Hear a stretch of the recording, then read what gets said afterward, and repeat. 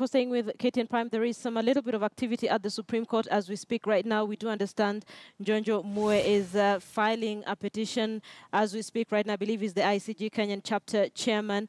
Do we have Sophia Wanuna on phone? Okay, we don't. We'll try and speak to Sophia just a little later to try and establish exactly who is filing this petition in a couple of minutes, but that is what is currently happening at the Supreme Court now.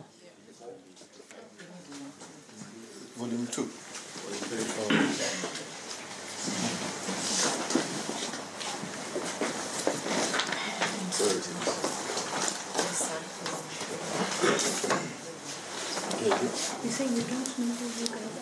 All right, so those are live pictures coming to you from the Supreme Court. We believe that's another petition being filed as we speak. That would make the number go up to 4. We do know that the first one was filed by former Kilome. Actually, that's three. So the first one was filed by former Kilome Member of Parliament, Harun Mwau. He's challenging the validity of Uhuru Kenyatta's re-election on August 26th, the repeat poll.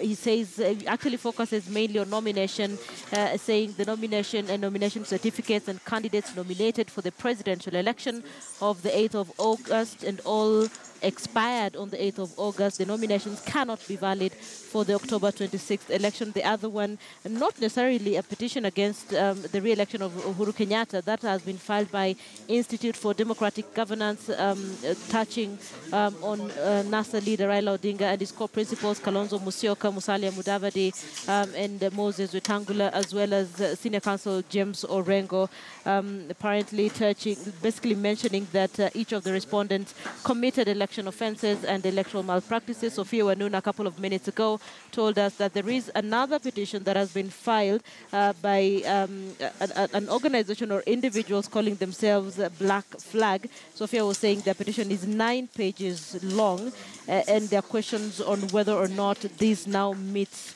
the requirements at the Supreme Court. But we also do know the information that I have is that petition was filed by 2 young men, that is George Bush and John Chengo.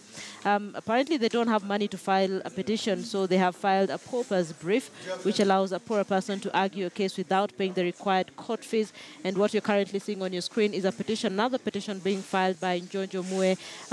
He's an ICG Kenyan chapter chairman.